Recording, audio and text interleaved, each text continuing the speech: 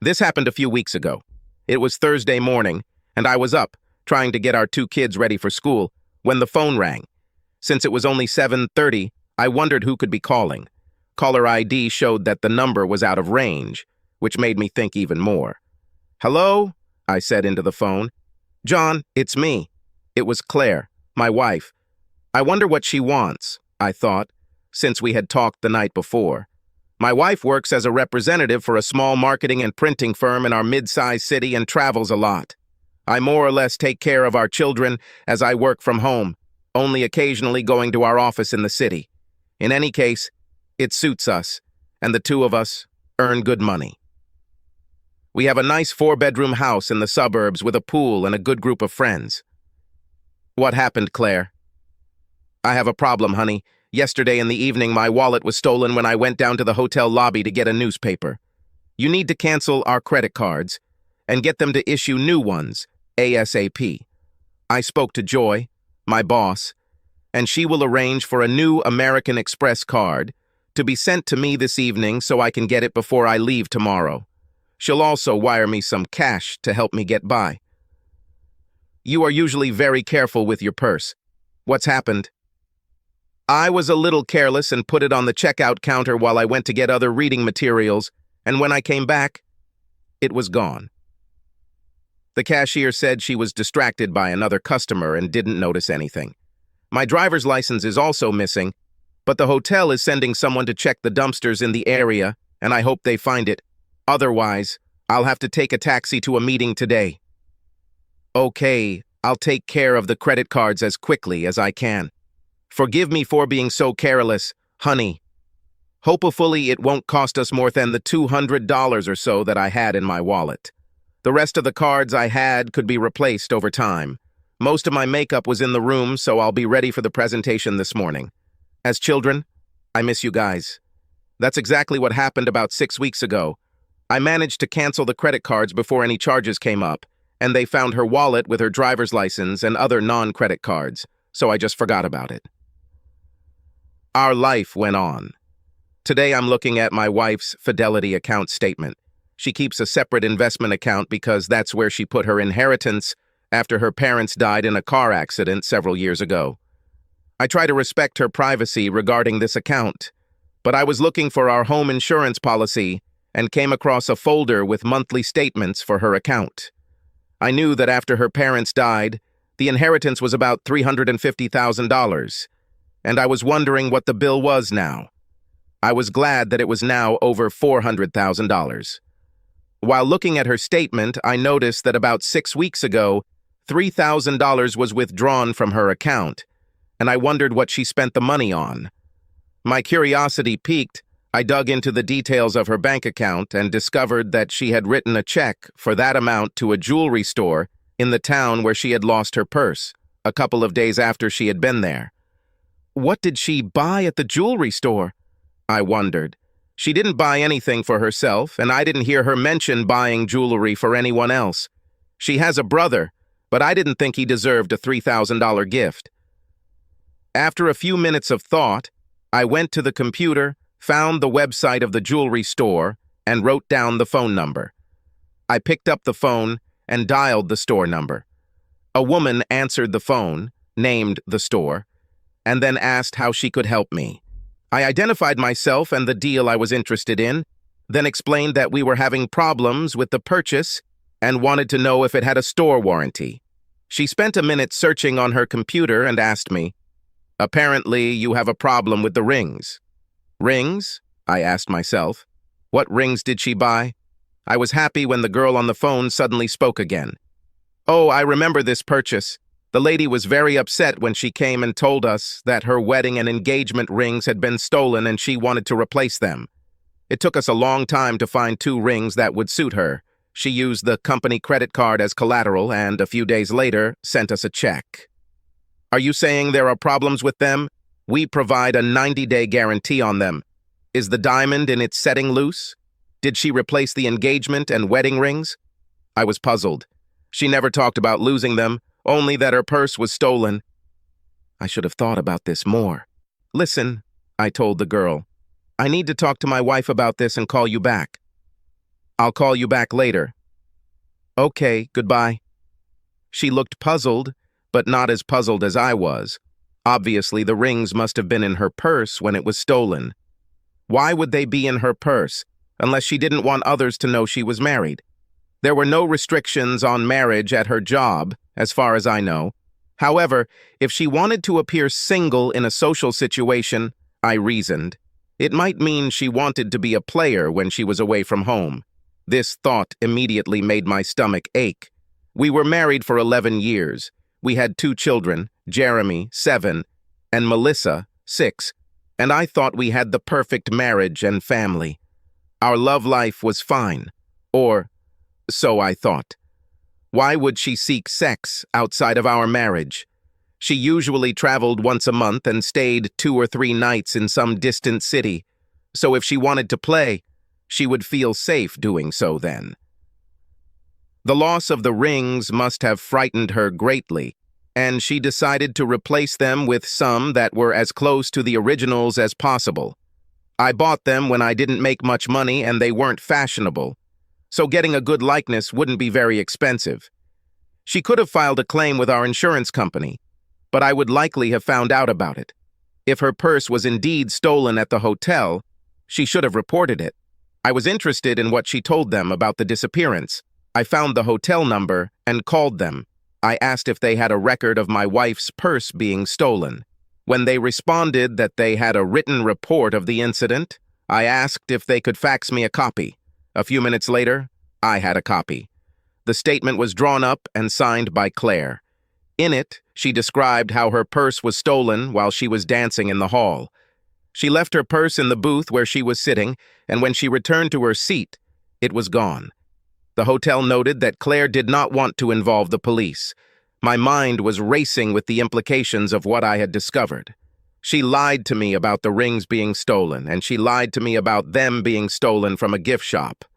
Perhaps there was some other explanation for this, but I could not imagine any other scenario other than the disgusting thoughts that were running through my head.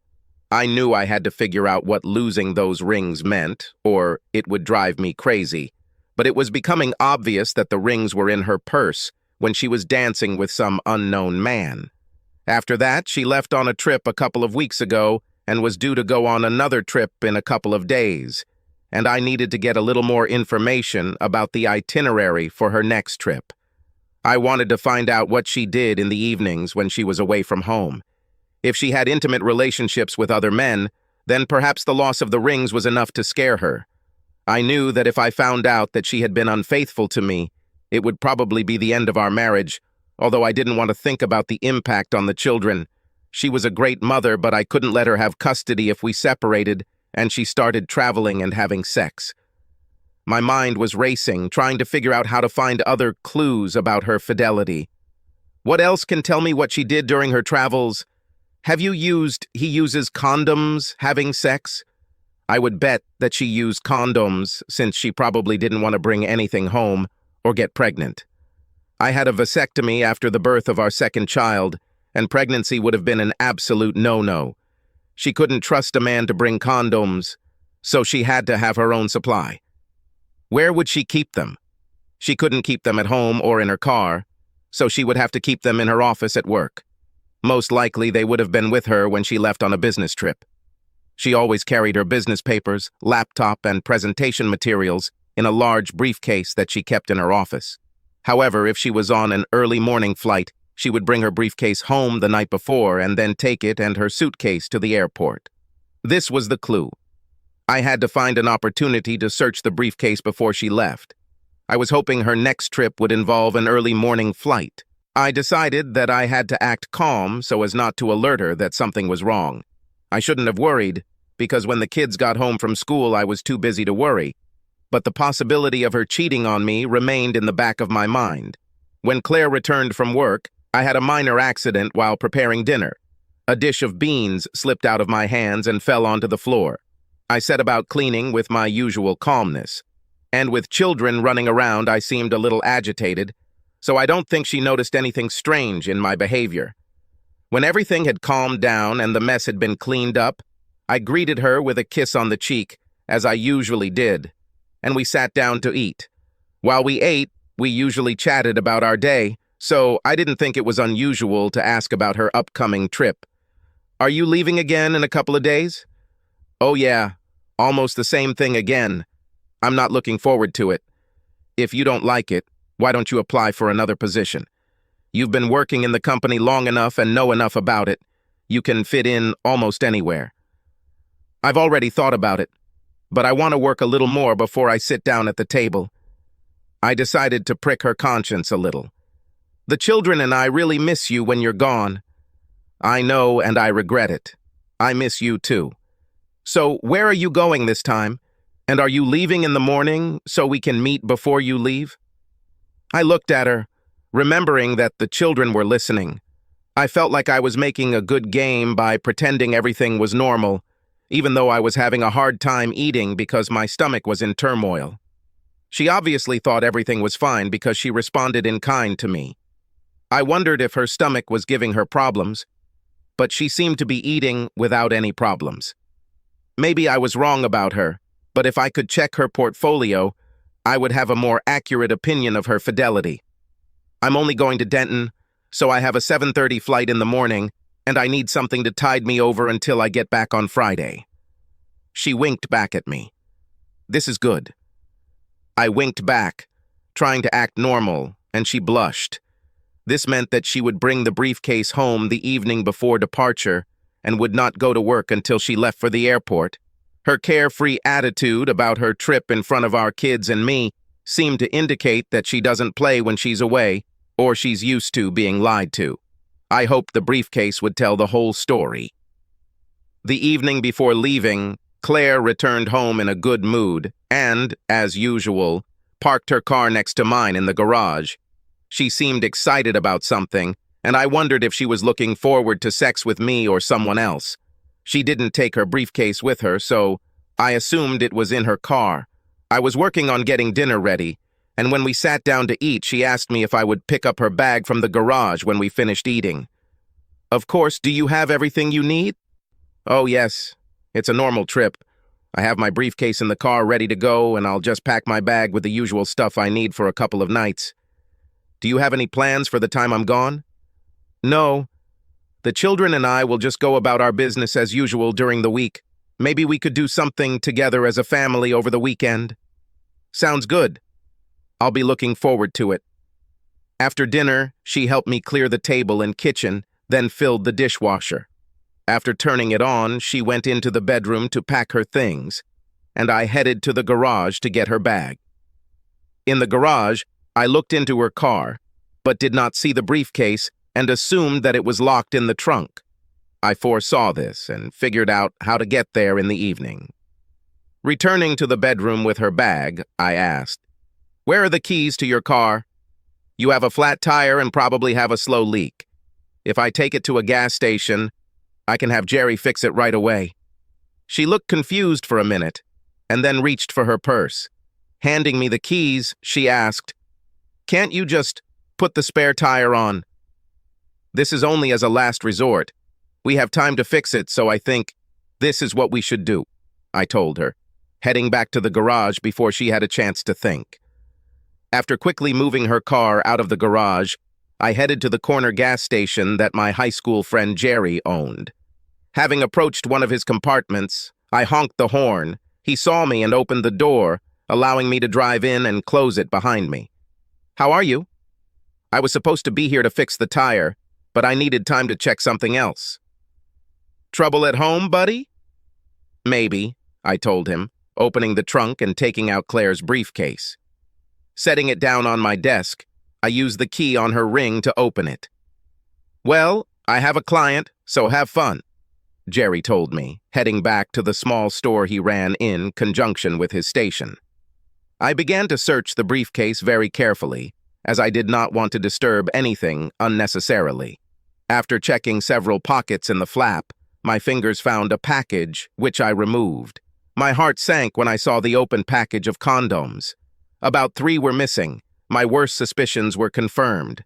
I put the package back, closed, and locked the briefcase. Putting the briefcase back in the trunk, I closed it and turned around when Jerry returned. "Did you find what you were looking for?" I'm afraid so. Could you please let me stay here for a while? Maybe you could check the air in her tires so I can tell her I fixed the problem. Okay, I can. He just looked at me cheerfully, but remained silent. He was a true friend. After checking it, I left the compartment, drove to the gas station, and filled the tank. There's no telling when I'll be able to do this again. I thanked Jerry for his hospitality and headed home. My thoughts were very dark, and I was on the verge of hyperventilating when I pulled back into our garage. I felt furious and disappointed that she would do this to me, the children, and our marriage. Then my mind started planning my next move. I needed definitive proof of her adulterous, immoral behavior to ensure that I would receive custody of our children. She was a good mother, and children need a mother, and I would allow visitation, but my goal was full legal custody. She would have to explain to her brother and friends why we got divorced.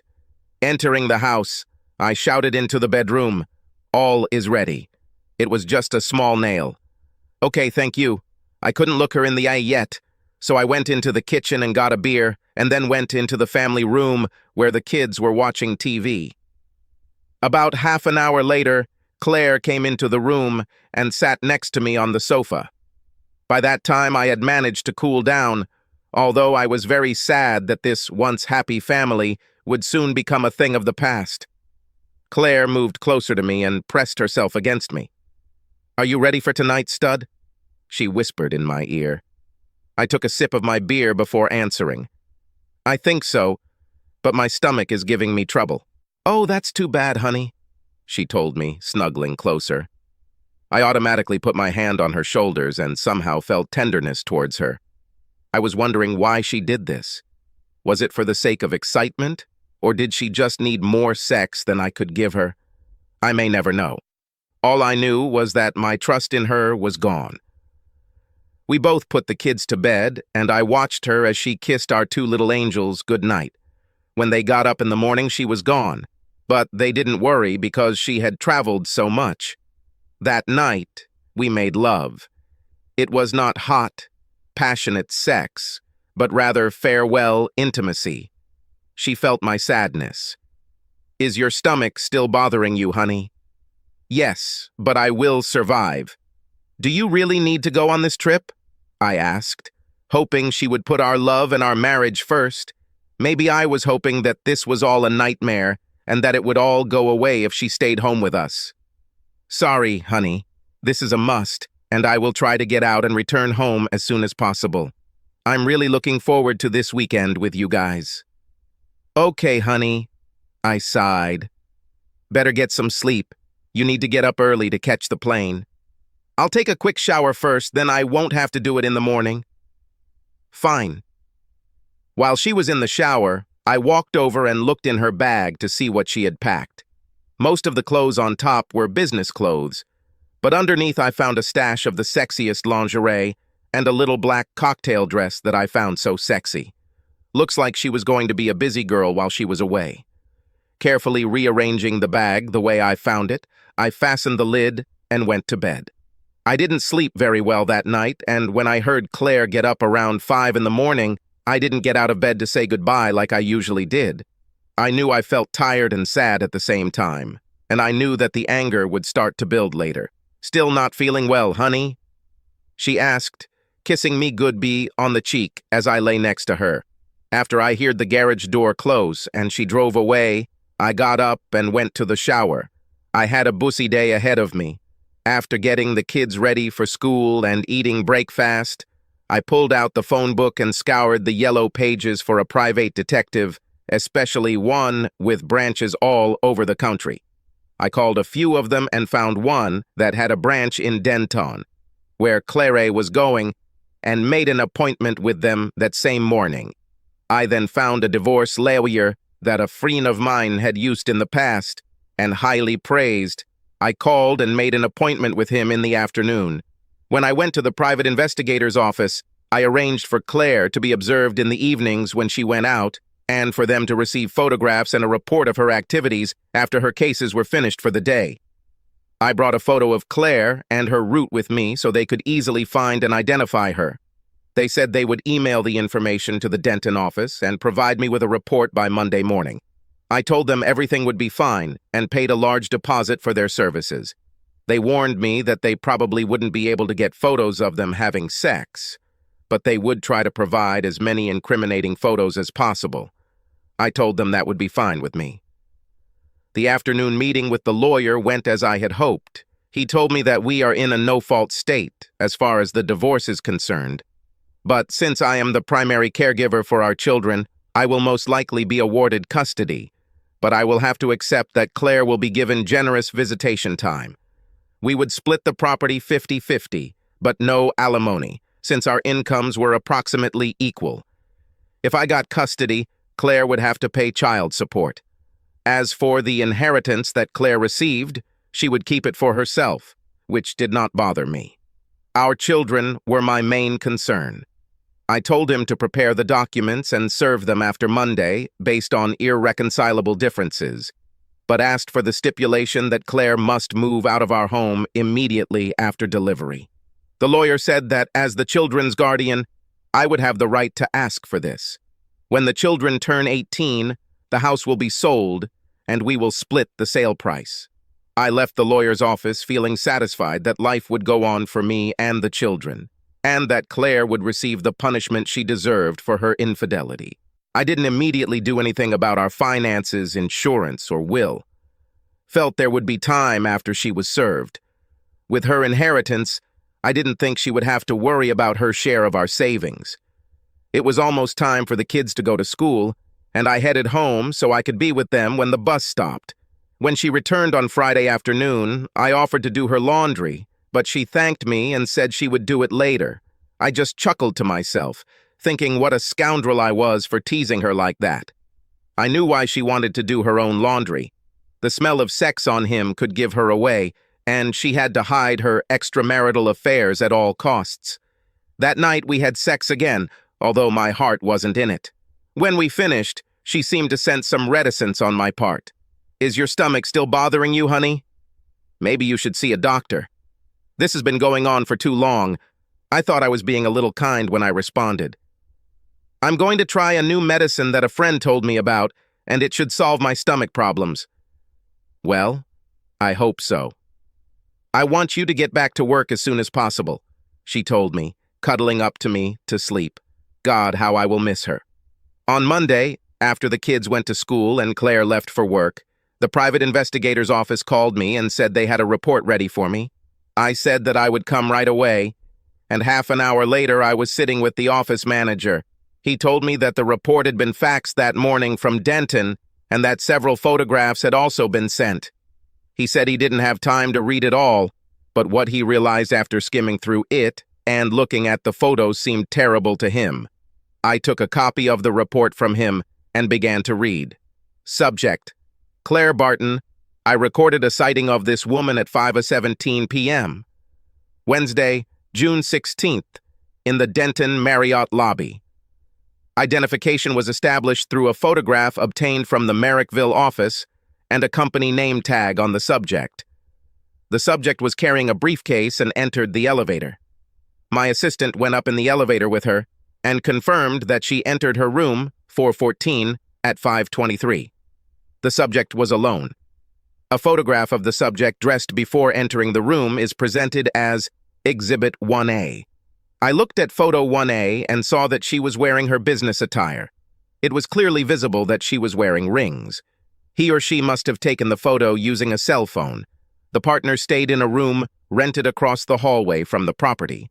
At 6:31 a.m., my partner notified me that the subject had left the room and was on the elevator. At 6:32 a.m., the subject exited the elevator into the lobby. She was dressed as indicated in Appendix 1B. In the photo in Exhibit 1B, Clara was wearing her little black cocktail dress, high heels, and the necklace I gave her for our 10th anniversary, looking like a slutty girl. There was enough detail in the photo to reveal that she had no wedding rings on her left hand. Subject entered the dining area and ate a light dinner with a glass of wine. At 7:13 a.m., the subject left the dining area and entered the adjacent dining room where she took a seat at the bar and ordered a glass of wine. At 7:17 a.m., a single male approached the subject and they spoke for several minutes. C. Exhibit 1C. The photograph of Exhibit 1C shows a tall, handsome man talking to Claire at the bar. After several minutes of conversation, the subject nodded and followed the man into a booth near the dance floor. Subject spent 1 hour and 43 minutes with a man in a booth. I danced with a man 6 times and had intimate relations. See Exhibit 1D. In the photograph submitted as Exhibit 1D, Claire and the man in Exhibit 1C were sitting in a booth in a close embrace and kissing. Her short dress was hiked up to her hips and his hand was underneath it. At 8:51 a.m., the subject and man left the lounge, took the elevator to the subject's floor, and entered her room, 414. C. Exhibit 1E. Exhibit 1E shows Claire and the man from the lounge entering her room. She looked a little tipsy, but very happy. At 11:13 a.m., the male exited the subject's room and left the building. The man's car number is MBS 2892. Registered to Alexander B. Tate, 1424. Azalea Dr. Denton. The man is married and has 2 young children. I reviewed the rest of the story, and the report indicated that she repeated her actions the next evening with another man. It was signed by the investigator in Denton. My wife was a slut when she left home. I couldn't come to terms with what she was doing. Even the loss of the rings didn't scare her enough to stop. After paying the private investigator the balance of the bill, I thanked him and left. I took 2 extra copies of the report with me, all on CD, and drove straight home. At home, I immediately called the divorce lawyer and asked him what stage the divorce case was at. He told me they were ready to file, and I asked him to continue the filing process and asked if he could serve them publicly the next day at her work. He said it wouldn't be a problem, and I gave him the address of her work. I wanted to hurt her and humiliate her, and having her complain at work would go a long way toward getting back at me for what she did. We didn't have sex that night. I think she knew something was wrong and perhaps realized I knew something, but was afraid to voice her concerns other than to say she hoped I would get better soon. Strangely, she seemed a little reserved herself, but I let that pass without comment. In the morning, I got up early because I didn't sleep very well at night. I worked on the computer until I heard the kids move, and then I went and started eating breakfast. After breakfast, I walked her to work, and she came up to me to hug and kiss me before leaving for work. I gave her a little hug before walking her out the door. I think at that moment she understood everything. There were tears in her eyes as I closed the door behind her, and she whispered, "I love you." When she left, I felt overcome with great sadness and wanted to cry myself, but the children needed to be organized so I could get them ready for the school bus. The call came at approximately 10:45. Caller ID showed it was Claire's workplace, and I answered the phone without answering the call. There was a moment's pause while the caller accepted the fact that I was not going to talk. "I am so sorry." Her voice said it in a whisper, and then the line went dead, and I hung up. She didn't come home that evening, and I wondered if she was playing her little sick game of not caring about her husband anymore. I knew I had been cruel to her, but I retained some justified rage. The kids wondered where Mom was, but I took them to Mickey D's for dinner, and by the time we got home, they were very tired and ready to go to bed. The next morning, she called. "Honey, can I come home? Pick up my things and we can talk." I felt pangs of conscience, but they quickly passed. "Why don't you come between 9 hours and noon? Then the children and I won't be here. As for the conversation, I will speak with you one-on-one at my attorney's office once you have signed, certified, and returned the divorce papers. Then I will listen to everything you have to say." A sob then. "Okay." And the phone turned off again. She signed the papers, and 6 months later we were finally divorced. She was pregnant but had an abortion before the divorce. When she fucked her last lover, the rubber band broke, and it was close to her fertile period, so even though I discovered her cheating because she lost her rings, it most likely would have been discovered anyway. I heard she's back on the dating scene. I think if she gets close to marriage again, I will warn her future husband about her fidelity. There's no point in her cuckolding the 2 of us. We had a meeting, as I told her, at my lawyer's office. She asked me to give up the divorce. Not having unlimited access to our children was hard on her, but I told her I simply couldn't trust her anymore. She explained that she had seen a psychologist and he had diagnosed her with a form of nymphomania, and she had been helped to overcome her addiction. Now she controls her urges. I told her that it wasn't enough for me if she still had urges, and if she had sought help for her urges in the first place, she wouldn't be in the position she is in now. I left her crying in the lawyer's office. I'm dating again, and I think I've found a woman I like, and I think I could easily fall in love with her. She's my age and divorced. I caught my husband cheating and didn't put up with it. My type of woman. A big plus for her is that children also like her. I guess it's only a matter of time until I pop the question. Subscribe to our channel so that your second chaff doesn't cheat on you, and go ahead and listen to the next story, because this story is nothing compared to the next one. If you're under 18, don't even think about listening to the next one.